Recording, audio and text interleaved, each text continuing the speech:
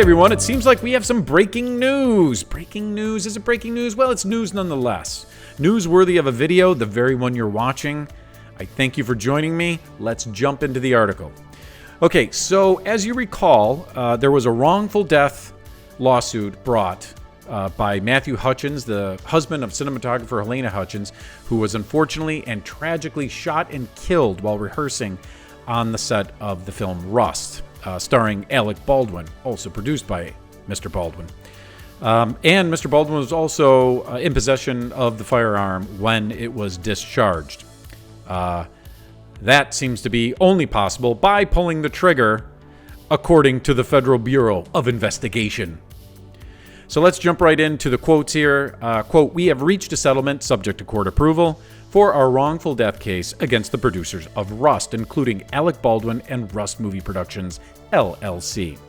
As part of that settlement, our case will be dismissed," Matthew Hutchins said in a statement to Fox News Digital through his attorney Brian Panish of Panish, Shea, Boyle, Ravapati, LLP. Nice product placement. It goes on to quote, "The filming of Rust, which I will now executive produce," interesting, "will resume with all the original principal players on board in January 2023, minus a few people on the crew, I would assume. All of us believe Helena's death was a terrible accident, and I am grateful that the producers and the entertainment community have come together to pay tribute to Helena's final work." So, it would seem that in order for the husband to probably see a dime out of this thing, they basically probably said, hey, look, right, we have a shell company called Rust Movie Productions, LLC, which is standard operating procedure for any film production to shield liability from the investors and many of the people, including studios and so on and so forth. I'm not an attorney, but an attorney spokesman. So basically, he probably was told, look, you can executive produce and we'll give you a piece of the back end of this, some points on the box office, VOD, streaming, home video, Blu-ray, DVD, 4K, so on and so forth. Which I guess seems to make sense. It's not like he has to do anything necessarily. As an executive producer, you're really kind of just dealing with the financial end of it, the budgetary end of it. You know, a lot of times it's just getting your old name on that thing. But in this case, I probably have to assume it's to get a piece of that action, which would be part of the settlement. So, does it make sense? Yeah, I kind of feel like it does. And I guess I'm okay with it. Like they're asking me anyways. So there we have Mr. Baldwin, Alec. And apparently he released some kind of statement on social media. I know he never does that. It's very rare for Alec to ever get on social media at all. But he did to talk about this. So let's see what he said. Quote, "We are pleased to announce today the settlement of the civil case filed on behalf of the family of cinematographer Helena Hutchins. Throughout this process, it's been very difficult on everyone, but they've maintained the specific desire to do what is best for Helena's son. We are grateful to everyone who contributed to the resolution of this tragic and painful situation."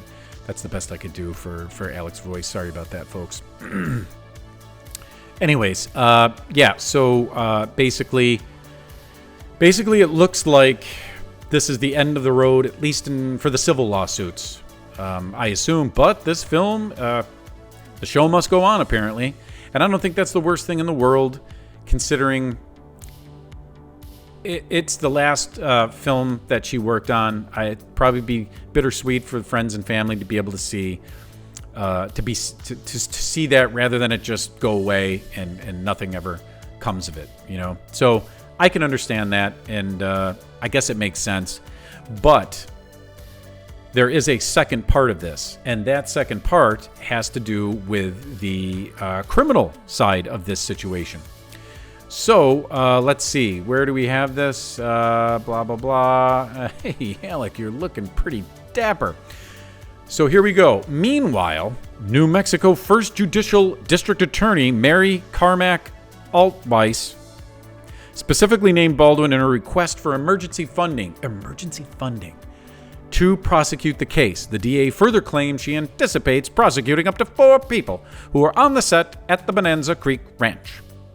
The Rust prosecution could potentially be prosecutions from 1 to 4 defendants. Carmack Altweiss wrote in paperwork filed for an emergency grant. One of the possible defendants is well-known movie actor Alec Baldwin. I kind of feel like that's a virtue signal.